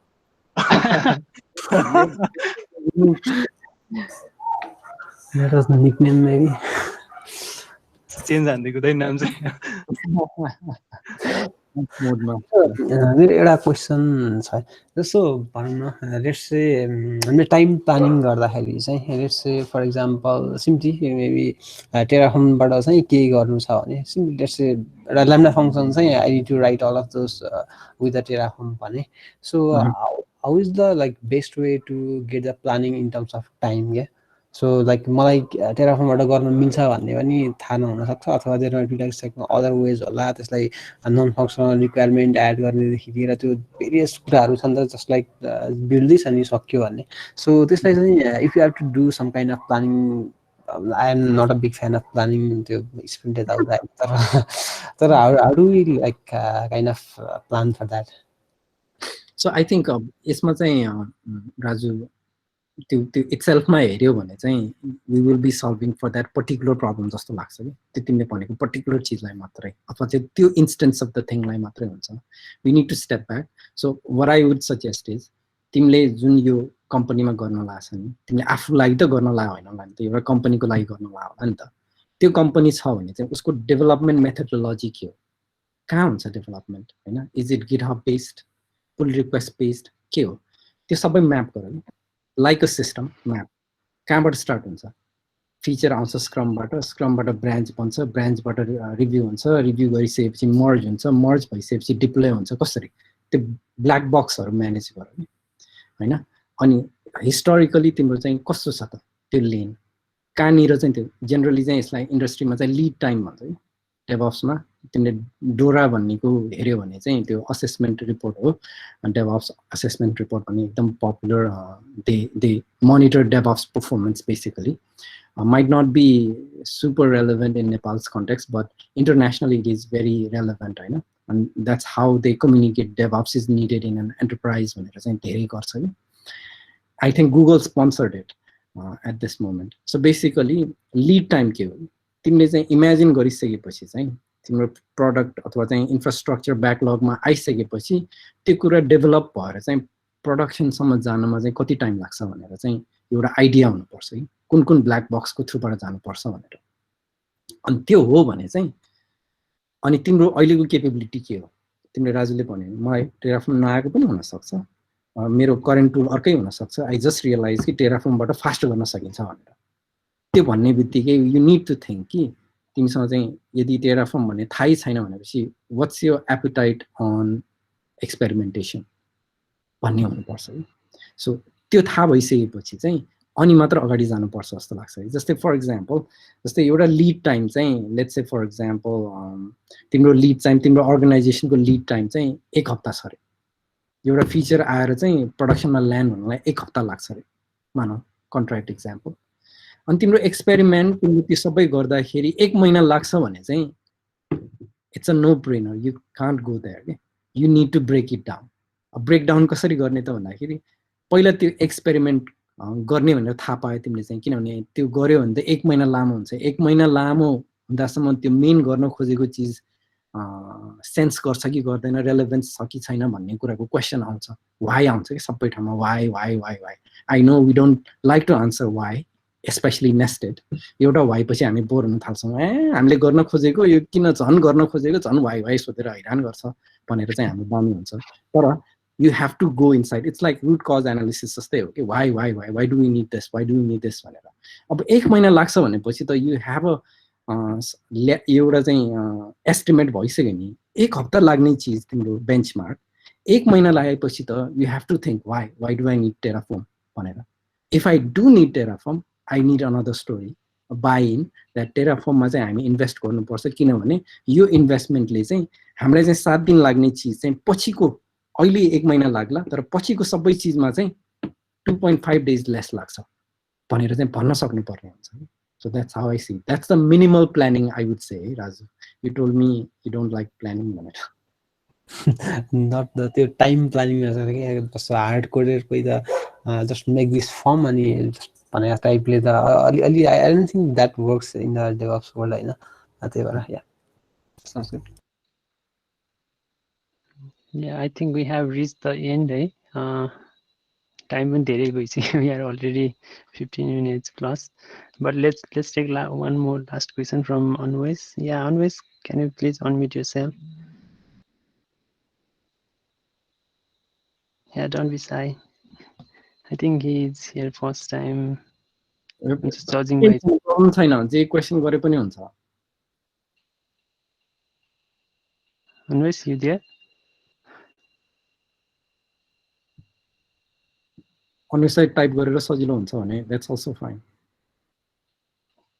Yeah, he is unmuting, but we can't hear him. So yeah, let's take his question on the chat. So can anyone with no job experience, freshers, jump directly into DevOps? But यसमा चाहिँ मलाई चाहिँ के लाग्छ भने define freshers के. Just for example, 10 years ago, there was no public cloud, or at least in Nepal. Public cloud को कुनै एजुकेसन थिएन भनेपछि जस्तो मार्केट छ त्यस्तै अनुसारको मान्छेहरू जेनेरेट हुन्छ के. Whereas अहिले Azure, Google Cloud, AWS ले आफ्नो प्रोडक्ट सेल गर्नलाई यति इभेन्जलाइज गर्छ कि everybody knows. So I don't think anybody is fresher मेरो विचारमा. त्यस्तो फ्रेशर हुँदैन. अब यो फ्रेशर भने इन द सेन्स भर्खर कलेज पास आउट हो कि कस्तो भने फ्रेशर भने चाहिँ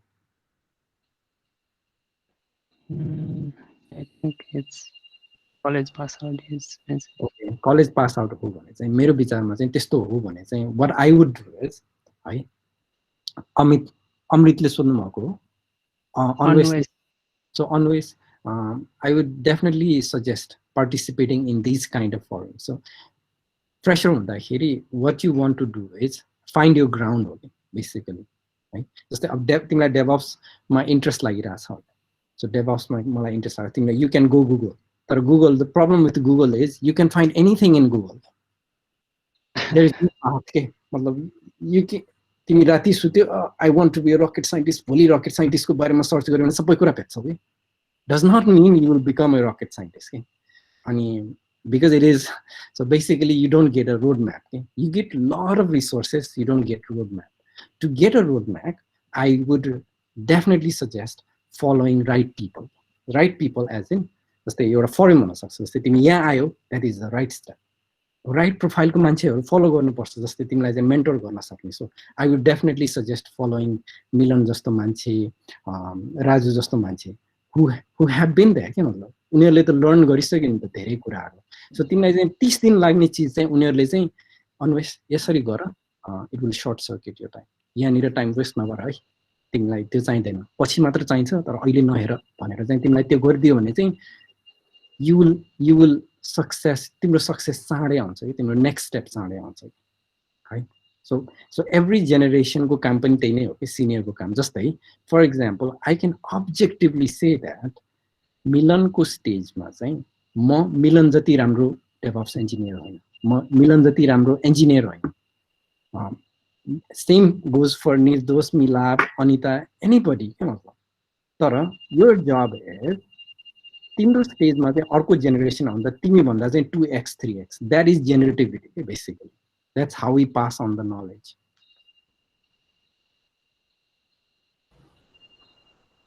त्यसमा मेरो एउटा एट्याच टेल क्वेसन चाहिँ मेन स्ट्रिम थट चाहिँ के सुन्छु भन्दाखेरि मैले for being a DevOps you should be either strong in like core development, let's say back end development भनौँ होइन इन सेन्स, अथवा चाहिँ you should be like very strong in ops background होइन, maybe playing with the rack servers or something. So त्यो mainstream thought चाहिँ धेरै सुन्छु क्या मैले. So anything you have to say on that? म त्यसमा चाहिँ डिसएग्री चाहिँ गर्दिनँ होइन राजु.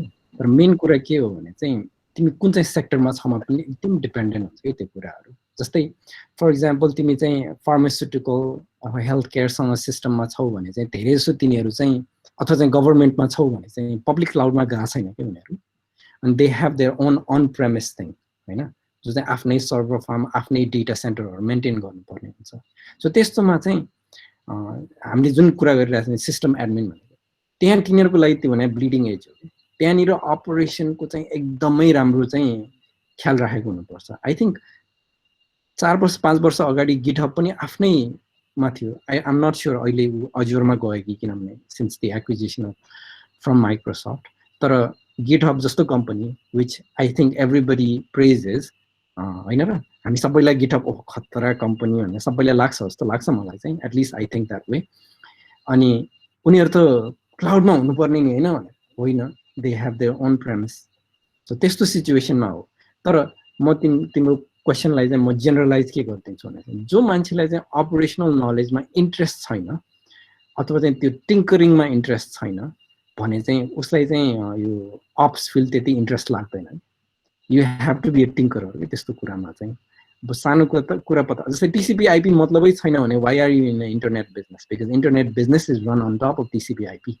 भने जस्तै साइन्टिस्टलाई चाहिँ I don't like observation but I want to be a scientist भने जस्तो भयो you could become a small success तर सस्टेन सक्सेसको लागि चाहिँ त्यो अब्जर्भेसनको सिक्नै पर्ने हुन्छ अर्को एउटा क्वेसन लास्ट क्वेसन नै होला मेरो तर यो नसोधिकन लागेन होला होइन so in terms of like incident हुँदाखेरि चाहिँ मेबी डाउन टाइम होला मेबी डेटा लसको केस होला होइन there are lots of connecting point जसले चाहिँ त्यो लिडिङ जुन रिजल्ट आउँछ नि त्यो भनेको इफ यु सी धेरै कुराहरू ब्रेकिङ पोइन्ट भएर मिलेर आएको हुन्छ नि त होइन so there might be problem अथवा कसैको हाम्रो मेबी नेग्लिजेन्स हुनसक्ला जेसुकै पनि हुनसक्ला होइन सो इन द्याट सिनेरियोमा चाहिँ कसरी ह्यान्डल गर्ने क्या जस्तो मैले एउटा ब्लग पढ्दाखेरि चाहिँ त्यसै if there is a downtime don't ask why do you do that तर just ask in a sense कि what made you do that at some point in time भनेर just asking the question also makes sense होइन why do you do that अथवा त्यसलाई अलि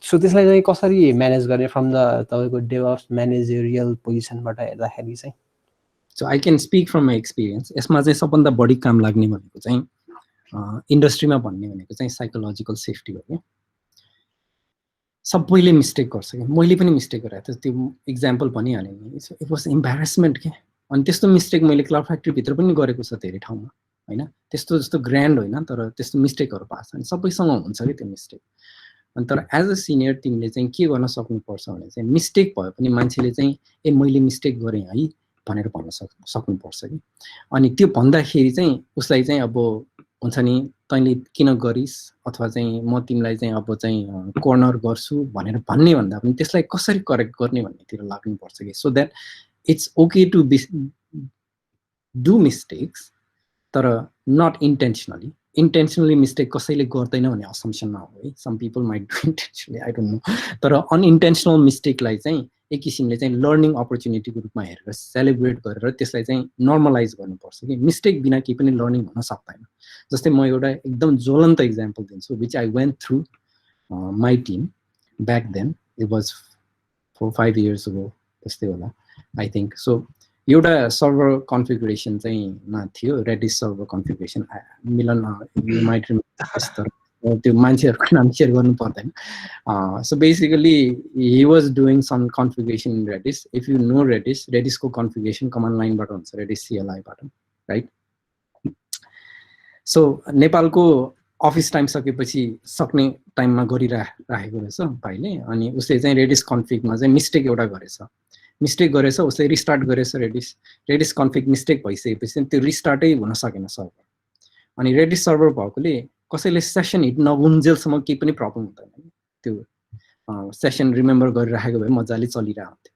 अनि यता म त्यति बेला युएसमा थिएँ अनि युएसमा हुँदाखेरि यता सबै क्लाइन्ट सक्सेसका मेम्बर सेल्सका मेम्बरहरूले हाम्रो साइट त डाउन छ भनेर अब फेरि हाम्रो अप टाइम मोनिटरले चाहिँ फ्रन्ट पेज मात्र कभर गर्छ कि something.com मात्र कभर गर्छ त्यसमा साइन इन हुँदाखेरि मात्र प्रब्लम आउने त्यो त होइन त्यहाँनिर सेसन स्टोरको रूपमा अनि क्लाइन्टहरूले लगइन गर्दाखेरि प्रब्लम आउने मोनिटरिङ सिस्टमले चाहिँ माथिको मात्र अप छ भनेर भनिरहेछ अनि कन्फ्युजिङ अनि पछि हेर्दै जाँदाखेरि त रेडिस चाहिँ डाउन भइरहेछ अनि अब हामी त्यति बेला चाहिँ सबैले चाहिँ एउटै आइडी युज गर्थ्यो कि त्यो वेस्टर्न सर्भरको थ्रुबाट so we could find out which machine did it तर हामीले चाहिँ भोलिपल्ट पोस्टमर्टम गर्दाखेरि चाहिँ के भयो भने चाहिँ कसले गरेको यो रेडिसको चेन्ज भनेर भन्दाखेरि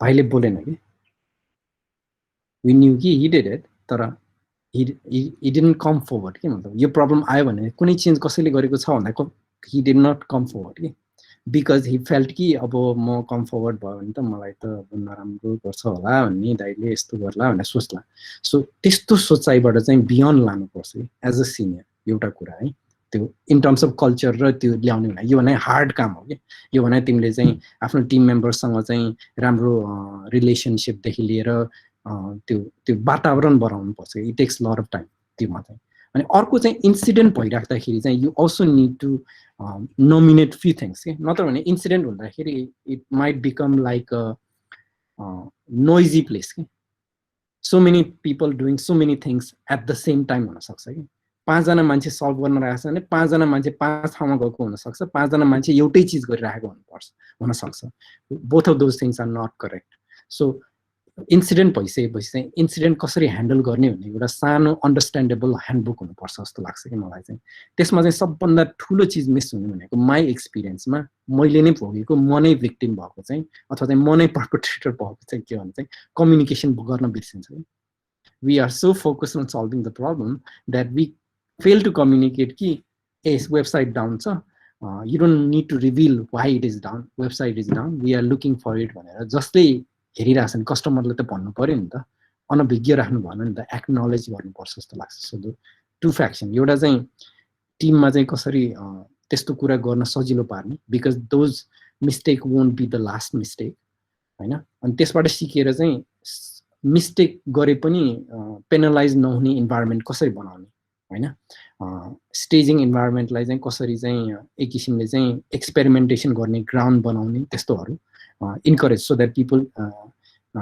एक्सपेरिमेन्टसँग चाहिँ झन्झनै रमाइलो होस् अनि त्यसमा चाहिँ प्रोडक्सनसँग रिलेटेड कुरा नहोस् भनेर अर्को कुरा चाहिँ इन्सिडेन्ट भइराख्दाखेरि चाहिँ त्यो एउटा डिसिप्लिनमा बसेर चाहिँ कसरी चाहिँ अगाडि सल्भ गर्ने कम्युनिकेट गर्ने भन्ने कुरा राख्नुपर्छ जस्तो लाग्छ I hope that answers your question, Raju. Okay, ताराले ठ्याक्कै पोस्टमर्टम भनेको चाहिँ यस समराइज गर्ने हो भने चाहिँ त्यही नै भन्छु म पनि I want to add one more thing यसमा यो इन्सिडेन्टको कुरा आइहाल्यो हैन अब मेन कुरा चाहिँ मैले सजेसन माग्न खोजेको जस्तो अहिले चाहिँ मैले यो PSIRT फ्रेमवर्कको बेसमा इन्सिडेन्ट रेस्पोन्सको एउटा मोडल बनाउँदैछु के हाम्रै आफ्नै पर्पसको लागि अनि त्यो चाहिँ कस्तो भयो भने अलि बढी फोकस्ड अन सेक्युरिटी मात्रै भयो के रादर देन जस्ट मेन्टेनेन्स कुराहरू पनि हुनसक्छ हैन अनि त्यसपछि अब एप्लिकेसन डाउनको अर्को कुरा भयो त्यो कुराहरू चाहिँ अलि कभर भइरहेको थिएन क्या त्यसमा चाहिँ त्यो फ्रेमवर्कमा अनि त्यस्तो कुनै फ्रेमवर्क छ जसले चाहिँ तिनीहरू कुरा नि कभर गर्छ भन्ने सजेस्ट गरिदिनु न भनेर सो मेरो विचारमा चाहिँ एकदम थट लिडर सेन्समा जाने हो भने चाहिँ थट वर्क्स हेरे हुन्छ हैन त्यो चाहिँ एकदम हेभी हुन सक्छ त्यो अलि हेभी नै भयो हेरे थिएँ मैले भन्न चाहिँ तर अलि धेरै नै भयो क्या त्यसमा then I would suggest pager ड्युटीले पनि एउटा चाहिँ एकदम राम्रो निकालेको थियो कि त्यो incident because they are incident management company नि त पेजर ड्युटी अनि प्रोफाइललाई चाहिँ फिट गर्छ कि किनभने they want to sell to the customer नि त उनीहरूको बिजनेसै त्यही भएकोले चाहिँ सो उनीहरूले चाहिँ त्यो इन्सिडेन्ट म्यानेजमेन्टको एउटा लाइट वेट फ्रेमवर्क निकालेको छ कि त्यसलाई फलो गर्नु हेर्नु भएको छैन भने चाहिँ एक्चुअली फलो हेर्नुहोस् भनेर भन्छु ए हुन्छ त्यो हेरेको छैन मैले भयो थ्याङ्क यू दाइ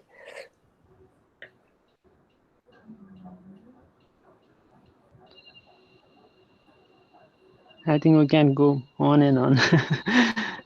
भने अर्को पनि गरौँला नि त त्यसमा चाहिँ यसमा चाहिँ मैले धेरै कुराहरू कभर गरेको छैन एक्चुअली यो प्रेजेन्टेसनमा because I don't want it to be something हुन्छ नि गोज अन के मतलब इट्स अ सर्कल होइन इट गोज अन तर त्यही हो जसले चाहिँ यो प्रेजेन्टेसन सुन्नुभयो उसले चाहिँ आफैले आफैलाई क्वेसन गरोस् इट्स अ रेट्रोस्पेक्सन भने त्यसरी पनि फर्स्ट पेजमा इट्स अस्ट के मतलब we are develops in some sense in whatever capacity that we are operating but we need to look ourselves in a mirror के मतलब where are we हामी यहाँ कसरी पुग्यौँ हामी कसरी अगाडि बढ्ने हो भनेर अनि त्यस चाहिँ आफू इन्डिभिजुअल टिम र अर्गनाइजेसनको पर्सपेक्टिभबाट कसरी सेप गर्ने यो प्रेजेन्टेसनमा चाहिँ मार्केटको फोर्सलाई चाहिँ मैले चाहिँ निकालेको छु तर भन्न चाहिँ भनेको छु मार्केटले पनि एकदम त्यो गर्छ कि पुस गर्छ कि यसरी भने आउँदैन जबसम्म कुबरनेटिज भने हुँदैन भने जस्तो कि There's also a lot of trade forces that comes into play that forces us to move forward in that direction. But I think about Milan, Raju are very capable. Tara pani aisakyo Hahn, very capable people, and they can move this forward just to लाग्छ नि. I think DevOps group को एउटा mandate पनि त्यही नै त हो. Yes, right. Definitely. So yeah, I think we should wrap up now. As I thank you so much. Like सधैँ कुरा एकजना दाइसँग मात्र गर्थ्यो, like so many people talking about the same thing हैन. अझ बेसको like बलवान छैन यहाँ, बलवानले चाहिँ एउटा वर्ड भन्थ्यो, तत्त्व ज्ञान हैन. फाउन्डेसनल कुराहरू हैन. Like always, like a slide, एकदम awesome slide. Only want to comment on that, हैन. दाइले भन्दा त्यो कुराहरू भन्दाखेरि नै मेरो त्यो अघि चाहिँ त्यो हात्तीवाला ऊ आइरहेको थियो कि दिमागमा, अब यो स्लाइड आउँछ जस्तो लागिरहेको थियो. And there it was. So I use that obviously portion so much. Cloud Factory. Cloud Factory needed to redefine DevOps multiple times. And 2 years ago, because we had a lot of technology change, we needed to redefine DevOps. How do we shape ourselves? And this section actually the internal presentation. I'm automating things. Presentation. Reusing, okay, nice one. So yeah, Raju, final word from you. हाम्रो अघि तिम्रो चप भइरहेको थियो. मलाई त काइजसँग फेरि अर्को एउटा क्युए सेसन पनि राख्नु पर्ला जस्तो लागिरहेछ. That's fine, Raju. I'm always available. I'm always excited about you. I mean, especially Milan, Raju, तिम्रो दुवैजनालाई मैले चिनेको अनि तिमीहरूले यो गरिरहेको थियौ. I feel very, very excited. राजुसँग चाहिँ त्यति कुरा गरेको हुँदिनँ म. मिलनसँग त म मन्थली कुरा गरेर आउँछु. I always get excited whenever you share something about this stuff. Yeah. So maybe next time, I think QA session, because from the basically सुरुमा हेर्ने भनेको मोर अफ स्कोर कसरी प्रब्लम सल्भ गर्ने यताउता मात्रै हुन्छ नि त. सो त्यसमा चाहिँ अलिकति म्यानेजरियल स्किल तपाईँको सेयर गरिदिनु भयो. सो त्यसमा थ्याङ्क यू. अनि त्यसपछि मेबी नेक्स्ट सेसन पनि गर्छौँ होला. सो अहिले मेरो कट अफ भयो भएर चाहिँ हामीले CNCF को चाहिँ Kathmandu chapter we started that. अनि सो त्यसमा चाहिँ coming Sunday 9 PM Nepali time 9 to 10 भनेको छौँ. तर थाहा छैन, हामीले अघि चाहिँ हाफ आवर गइसक्यौँ, कति बेसम्म हुन्छ होइन. तर we are having Kelsey Hightower, which is one of the like renowned face for all of those cloud native and Kubernetes and all of those things. And it will be more of a Q&A session, presentation अथवा demo भन्दा पनि. So lots of things to ask from maybe Twitter area भने we get the full in mind Hahn. So त्यो भयो. अनि त्यसपछि we are thinking that's brainstorming. मिलनले पनि मिलन got the idea of having a एउटा kind of interest group formation. So कसलाई चाहिँ मोनिटरिङको interest होला, कसले के इन्ट्रेस्ट भन्दा पनि के स्पेसली केमा चाहिँ टाइम अलिकति दिइरहेको छ भन्ने, कहिले मेबी कन्टेनर होला, अर्को भनेको मेबी डेटाबेस कुराहरू होला होइन. सो त्यसलाई चाहिँ एउटा मेबी ग्रुप फर्म गरेर अलि actively, so that will bring some community activeness पनि जस्तो लाग्यो. So let's brainstorm on that, and I will send out a mail this week about some plans. And if you have anything, just reach out through any of those channels, and we will set up a call maybe. So yeah, things are moving so fast, and so many people are interested. I'm getting too excited. Like things are going on. Yeah. I'm really excited. This news it's such a good milestone. Yeah. Yeah, that was one of the major thing when we started पनि हाम्रो local community. मैले fill गर्ने भनेको चाहिँ what I feel from the Kathmandu or global मा हेर्ने भने we are lacking community Hahn. So this was one of the major goal from the like day one when we started the DevOps community. We were telling about bridging the gap between the local raw global भन्ने. तर कोरोनाले I think that's the perfect time के भन्दाखेरि even we are going online, we can enter into anything free of cost. So I think we are meeting some point where we planned. So thank you for all of the contribution, collaboration, and thank you for the attendance to all of those, and thank you for the speakers. So yeah. Okay. Thank you very much, guys. Most probably more Kelsey ko pani गर्न आउँछ होला, although I know a little bit very much less about Kubernetes, तर पनि उसलाई मैले सुनेको छु, एकदम राम्रो लाग्छ। Yeah, the talks are awesome. Okay. Thank you guys. Thank you, Thank- Mila. Bye. Bye. Thank you, Dai. Thank you. So, thank you.